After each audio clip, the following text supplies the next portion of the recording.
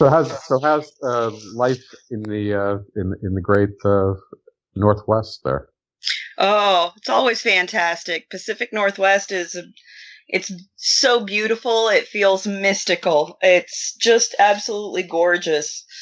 All the flora and fauna are blooming, and so therefore everybody has allergy season like crazy right now.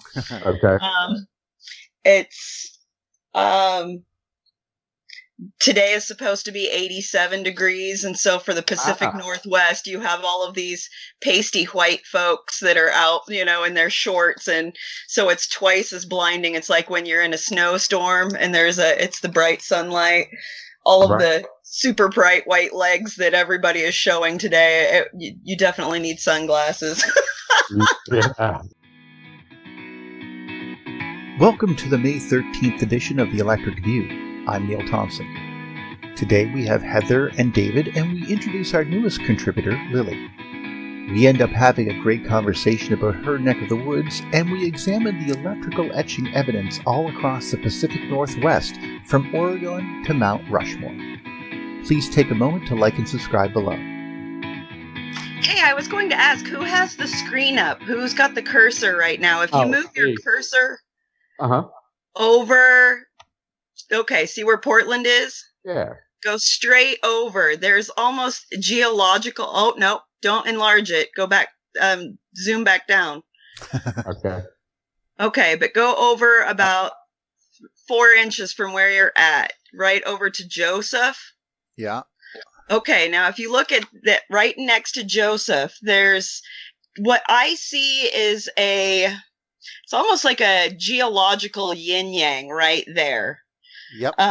Joe, do you guys see that? And I don't know if I don't know how to describe it, and I haven't had any other folks to really talk to about it, so I'm really glad to have everybody on. But it's like I don't know if it's like I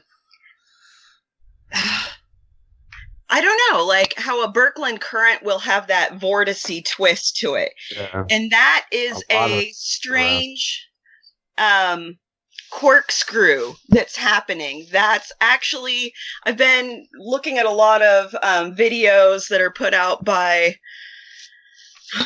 I believe it's Pacific Western College, something out of Washington. I'd have to double check on my site reference there. But they were discussing in one of their videos, it's a geologist, how that's actually a geological corkscrew. It's going clockwise, and it's actually pulling. They were talking about the volcanism in the Pacific Northwest. That the volcanism that's occurring here is actually a pull off of the Yellowstone magma chambers. Mm-hmm. And that's the reason why there's such a huge amount of volcanism on the West Coast. Where we're at, that's almost double the amount that you would see in other places, and it's because it's pulling from that Yellowstone chamber there. But I just wanted to get other people's impressions on the EU geology aspect of it. It's something that I talked to Michael Steinbacher about briefly, and he was going to come out and visit, but unfortunately his health was in declination at that time, and so he wasn't able to come out. There was one other time he did come out, and I was unfortunately unable to visit him and Ben when they had their visit out here. But I just kind of wanted to talk to you guys and get your impressions on, like, is there, how like you can have either a glow mode or a dark mode as far as a plasma charge, but is there some kind of like almost permanent tether flux transfer event that could be positioned right there that's still causing that slow, like, corkscrew, Birkeland current? I don't know. What are you guys' impressions? What are your thoughts on? We'd see a lot more little anomaly. We'd see more action if it would affect weather all around the area if there was still something going on. But if I just was the formation of it. if I was a betting man, I would see it like Andy Hall's idea of these loops is actually just the same as looking at the sun and seeing a prominence, and you see parts where it like a prominence will eject material, go kind of like it looks like sort of, well, on the screen it kind of looks like lava doing a dance going up the pipe of the Birkeland current, and then falls down slightly in a different spot but with a pattern. And I could envision something like that having that result, but that's just an interpretation. You know how Andy also says sometimes that you can like pull up on or you guys describe it as like pulling up on a tablecloth.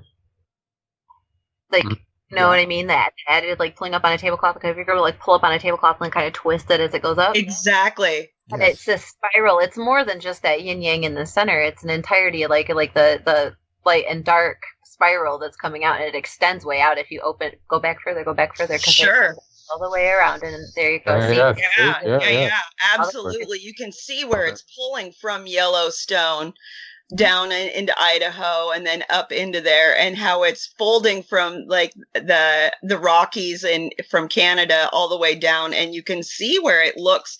Heather's got it perfectly where it looks like you've got a tablecloth and you've just twisted it, and it's like a pulling and a twisting, and that's the action that they're seeing geologically that's literally what they're seeing as far as the folding of the Cascade Range in between there, over on the Oregon-Washington side. Yeah, definitely, because that would be like the light and the dark. That would be like one current, or one way. The light color where it goes down into the Great Basin and scrapes up right around the Great Salt Lake and comes up along that ridge, and then that exterior on the other side, the darker shade would be coming. The Cascades would be coming down, and that would be the opposite direction, and so it actually spirals around and then comes back. I bet if you went out even further, you could see it just scooping all the way down at the bottom of Nevada, at the bottom of the Great Basin. Yeah. It's like, it's so funny because look how it looks like Michigan. Right. Look how it looks like Michigan. Yeah. Weird. Amazing. Right. I love looking at this. And one of the things that I like most about the electric universe is that you can see a clear coherence from the friggin' Rockies up in British Columbia all the way down to Mexico, to Baja. And you can see that there is, just like Steinbacher had said, you can feel like something was pulled and twisted, like where it says the United States, and sort of twisted the whole thing up and made ripples and all this other stuff across the land.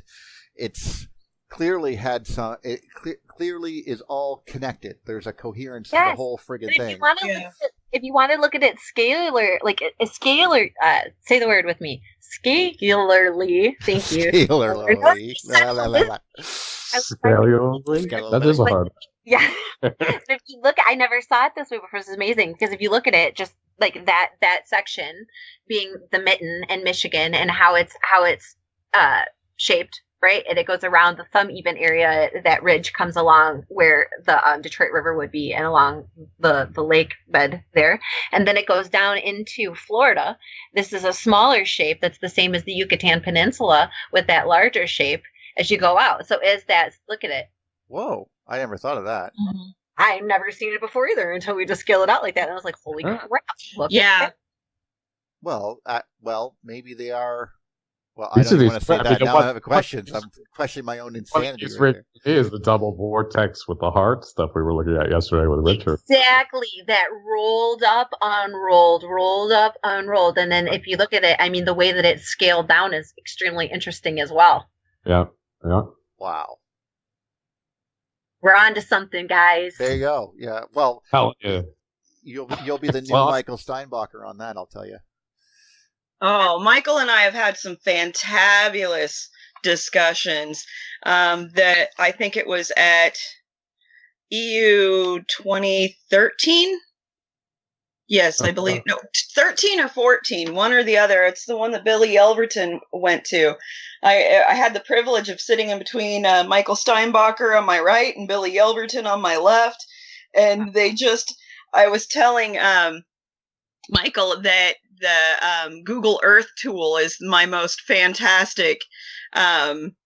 He didn't know of it as a real tool to look at it through the EU geology eyes, and so I was able to pull it up and say, just through I've traveled the United States a lot, and I'm very in tune with the Earth just by having I have a 17-year history being an assistant scoutmaster for the Boy Scouts. And so taking the Boy Scouts out and going camping and teaching survival skills, I'm definitely way more in tune with nature and the land than probably the average person is, just because I have spent so much time in the out of doors. I have a really great appreciation and fascination with the Earth. I was raised just south of the Black Hills.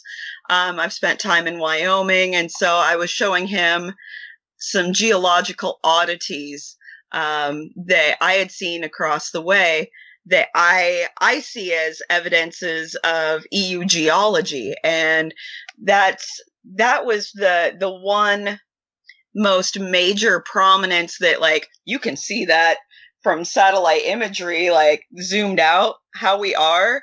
That little corkscrew in Washington, Oregon, Idaho area as being a huge one. There are some other finer details that I was discussing with him in South Dakota.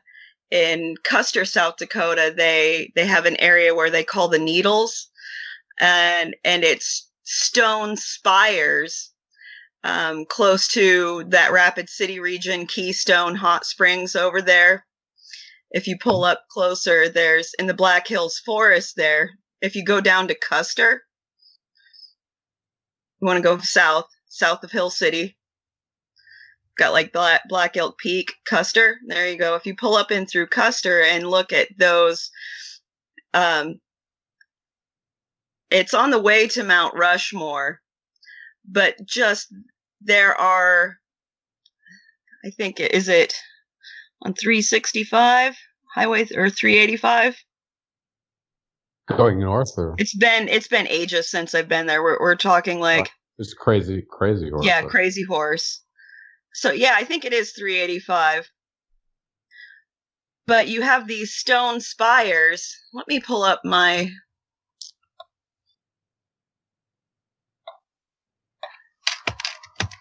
internet.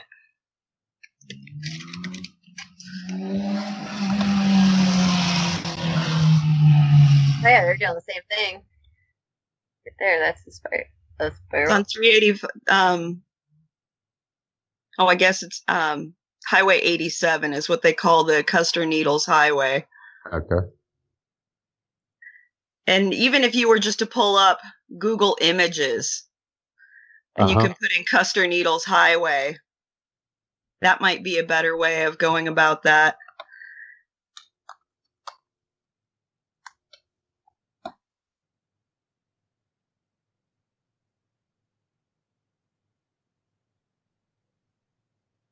Let's see.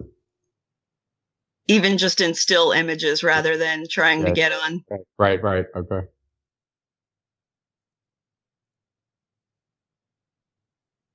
Because then you'll see the stone spires.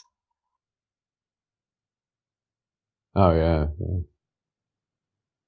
Where to me, that looks like that same kind of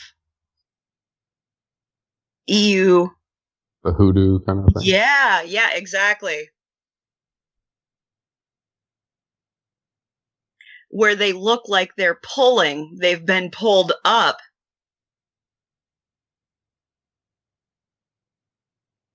And they remind me of the Garden of the Gods. It does that same ridge that goes down, and so I guess that would be really strange too, because it would be would be along. It would be so far east. Like it's like the same, but they're white here, and the garden they're red. But these are thicker too. It's the same, but the texture of the rock and the way that the very similar. The red is caused by an iron content, so you have a higher oxidization of the iron, whereas these are granite. Right. Wow. And at the garden, though, there's both. There's both, and they're right next to each other. These are huge. They're huge. Amazing. Back in my youth, I was raised just south of South Dakota. I was raised in 23 miles south of Pine Ridge. And so there's nothing. I was raised in a farming community of less than 2,000 people. I can assure you there is nothing to do other than to go outside and be outside. And so I would free climb all of these rocks. Like, it's looking back now, I'm like, oh my God, did I have a death wish? And it was stupid, where you just drive out to middle of nowhere, no rigging, no harnesses, no like REI climbing gear. It was literally just you scaling rock face, and I would just climb rocks like a mountain goat. It was just, yay, that's what I did for fun, because there weren't any people to talk to. It was such a desolate area. That's crazy. What was it? What was the inspiration, and what was it like? What did it feel like? What was it experientially? I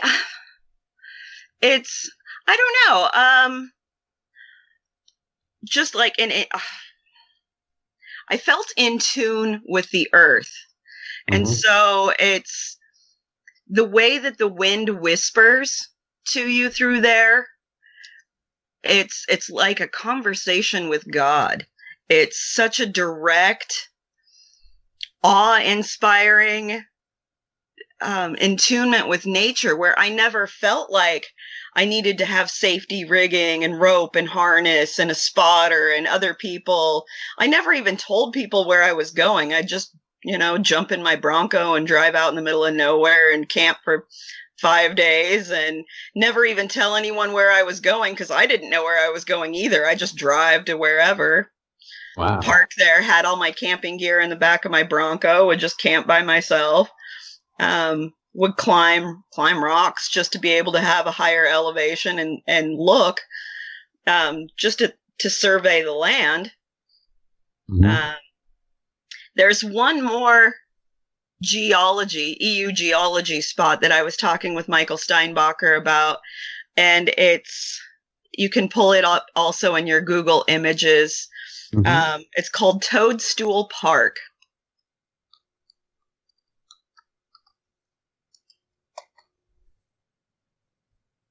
Okay. And Toadstool Park is actually in Nebraska, but it has little mushrooms it's in Nebraska. It's so desolate and flat. Ooh, look at that. Yeah, exactly. And this is also probably 15 miles from where I was raised. So I spent Is this a like lot. the Scablands? I'm just asking. Sorry. It's called the Badlands. Badlands. Okay. Yeah. So when I was young, I used to joke around that I was a Badlands badass. And that was like my original internet name, was the Badlands Badass. And it's the images that you'll see out there. It looks like volcanism, but there are 0 volcanoes in this area. It's a geological oddity. And you'll see that exactly like this, tilted stone. It looks like lava flow, and there is no volcanism to be accounted for. And I attribute it all to EU geology. But this is a prime example out here. Yeah. Just the way it looks like molten rock, where it had to have been an electrical event on a grand scale, a cosmic scale, to attribute for this amount of molten rock, the way that and you can tell that it's a flow of rock, and it's not water weathered. You're in a desert. They consider it an American desert. But yeah, exactly. Look at those. Yeah. This is where we start seeing the harmonics again, kind of thing. Certainly. Well, there's lots of discussion about, especially that area. You can see such interesting deposition and then etching, like at the same event. I find that one of the few areas in the world that does it. There's because you can see how part of this was laid down, then part of it seemed to be ripped up just shortly thereafter, and then dumped just nearby. Certainly, you can. Well, that's a perfect picture for it. Like, right, yeah, that's a perfect picture of it. Where it's cavernous, where it's been etched out, and then those field mounds where it's been deposited too. And it looks like it would be soft sand, but it's solid rock. And you can just see those rips that are not strata down at the bottom there in the lower left. You can see how they have different angles to them, because you think that there's just strata, but there's more to it, that like it's either been ripped or it was deposited unevenly, because obviously the land does not shift left and right, because gravity would deposit it flat, if that's the case. But it's not quite that, that's for sure. What's it? Is this also granite? Is this sand? What is? I want to say like sandstone. Right. Because it does very much resemble, this picture in particular does like resemble underwater caverns, the way that it is, like you're saying, like in volcanic regions. Mm-hmm. But it is very soft, as opposed to some of the other things that we look at that are very jagged and like broken in that way. And it does also remind me of it reminds me so much of the garden, both this and the other one, especially with like balanced rock and the way that everything got kind of looks like it's been like thrown or brought up, or you know what I mean. And there's no volcano there either, and it's on this. I don't know. They behave. The rocks seem to have behaved very similarly. So that there goes the question. So like, what's the crystal content here? What other things might be drawing the electric charge? Is there a high crystal? Obviously, if it's sandstone, it's silicate. Or silica. So is there? I know that there is a huge uranium mine. I want to say within probably a 25-mile span from there. So, because this is very close to Crawford, Nebraska, and if you Google map Crawford, Nebraska, I can assure you there's nothing in the vicinity. But the only thing that Crawford would be known for, other than Toadstool Park and the uranium mines, are it was the Red Cloud Agency. And so as far as Native Americans are concerned, that was the last surrender of Crazy Horse. That was the last end of Native Americans finally being broken by the U.S. government out of Fort Robinson, which is a Red Cloud Agency. Okay. Can we zoom out and look at it a little further from the top, like that whole area from the top? That's like, yeah, that's plenty. That's way too much. Maybe a little. Maybe that's too much. Yeah. Perfect. Thank you. Thanks. That direction, that backseat driving, it could be, it's a sensitive issue. It's a sensitive issue. I just wanted to see if it had the same kind of a, ridge, like how the land mass changed. Yeah.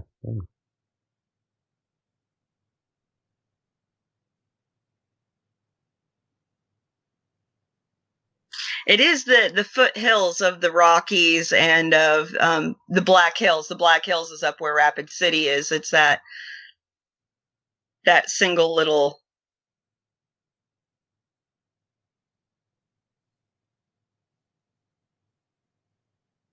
Pretty well. Yeah, it's right where it transitions from being mountainous terrain over in Wyoming, or just that one small spot in Rapid City.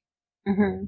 And the Black Hills that's called the Pahasapa. That's the most sacred grounds of like Lakota Sioux, Ogallala, the Crow, multiple tribal area is that's sacred ground, the Pahasapa. That's the Pride Land. That's the heart. And if you look at it, even at that image right there, it's the heart of the North American. It even almost resembles like an anatomic heart, like an actual heart versus, like a Valentine's Day heart. Right. Just under the Crow Reservation above the word Wyoming. Is that the area we're looking? No, that's we're talking over by Rapid City there, where it's the Pine Ridge Reservation. Okay.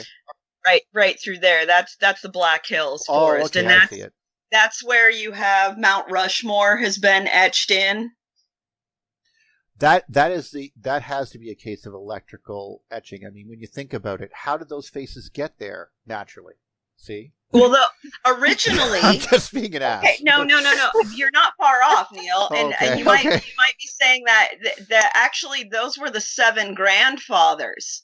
What? And if you look up through history, there are very few pictures, but I think you can probably Google image the 7 grandfathers of the Black Hills of South Dakota, and that's Niels Borglum is the one who took dynamite through and dynamited in all of the presidential faces, but they took it over what was the faces of the 7 grandfathers.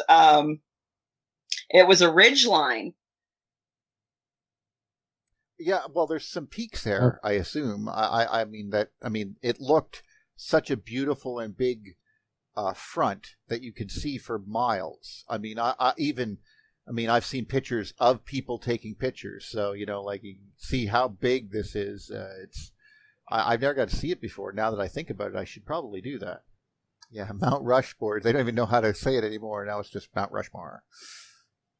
Maybe Mount Rushmore before pictures. Or 7 Fathers, Mount Rushmore, or yeah. But either way, I'm seeing it right here. At least I get an idea. That's a big front too, and you can see how this is the same thing that I was noticing before. There's bubbles on the one side and flat on another, and I got that.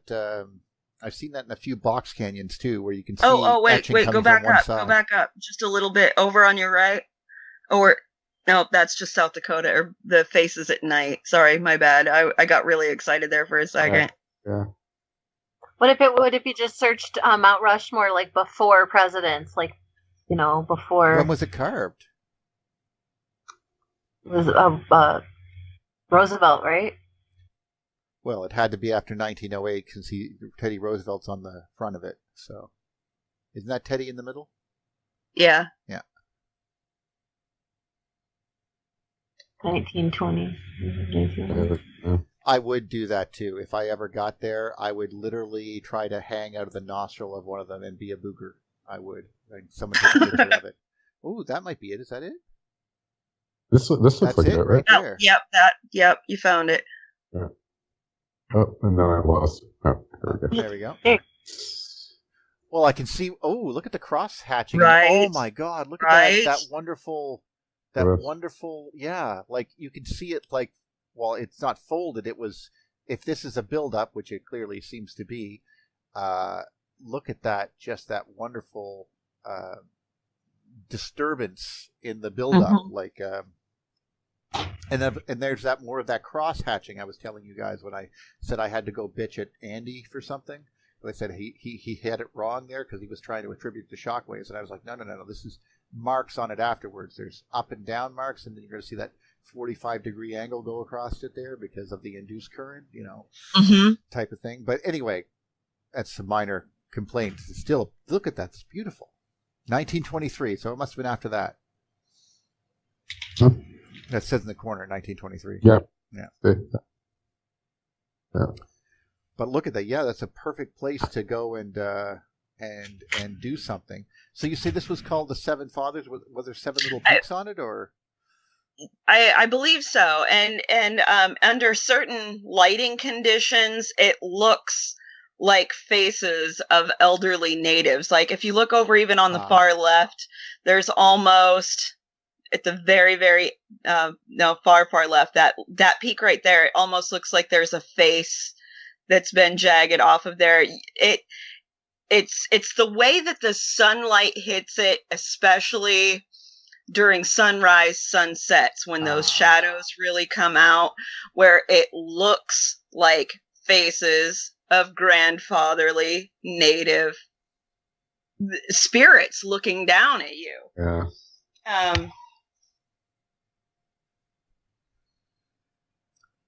So to have that area that was so sacred, and you can see why that would be a sacred land, to have it be decimated by white men, to have the faces of, their white enslavers placed up there instead, it's just such a decimation to the spirit of the native people.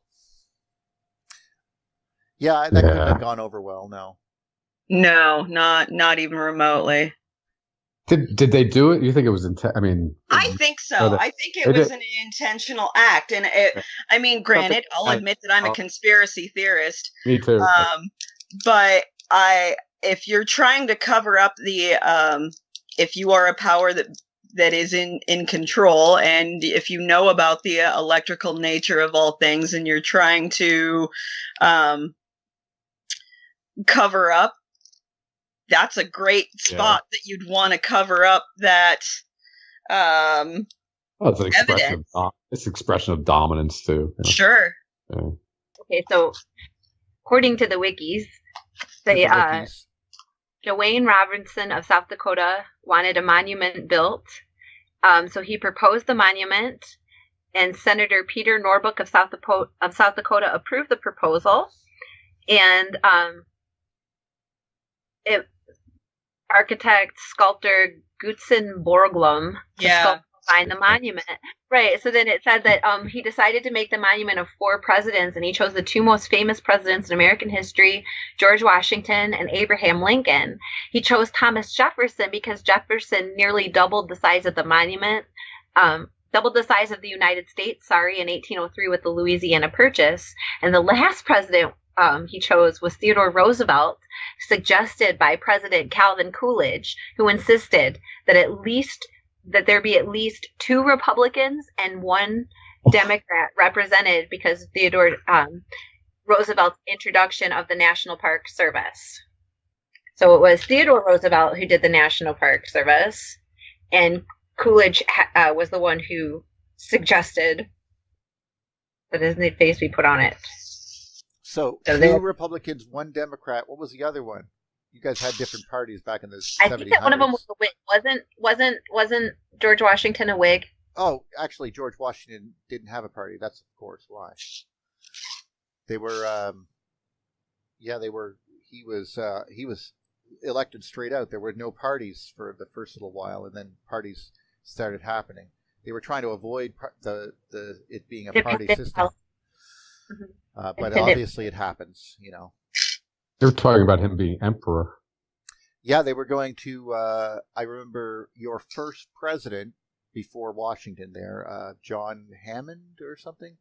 He was a Moor, black man, and he was your president under the Continental Congress for like 8 months or something like that. And a bunch of soldiers came and were going to install George Washington as king. If they didn't get paid. So he had to take a giant loan from his brother in silver and bought them all boots and stuff. And that appeased them, so they were all happy. And they allowed it to go on for a little bit longer until finally, I think, 3 or 4 years until you guys finally got the Constitution hammered out or something. Then George Washington came in. Uh-huh. If I'm not mistaken, if I know my American history, which you guys probably know it more than me. Obviously we don't, because I'm like, I think it's this, and then I check the wiki and I'm like, but no, it's this. It's always good to, read. We're learning. Yeah, here I am. I'm a Canadian teaching American history. I should just shut up now, right now. So. There's a lot of stuff going on there. Look at the top. I know, eh? It's like Sorry, my fam just got home, so I saw my dog. it's been etched in, like you can see down lower. You can see it has more solid form. There was like a ionic wind, as Phil would say, running across the top of it, rounding out these rocks. Oh, I want to be. They so. And now there are children. Yeah, so I actually should let you guys go because my kids just got home and brought me a beautiful bamboo. Oh, happy Mother's Day to you. Happy Mother's Day, Heather. Yeah. Orbeez! It's full of Orbeez. Excellent. So thank you guys. It was really nice meeting you, Lily. Good talking to you. Yeah, thank you, Miss Heather. I look forward to speaking with you again. Absolutely. Oh, sure. So, and thank you guys. I think we should definitely have another meeting soon. Okay, Tuesday. I'll be sending out the invite this evening. All right. Yeah. Awesome. You guys have a good day. Okay. Yeah, have a beautiful Mother's Day. Thanks, guys. All right. Bye. Bye.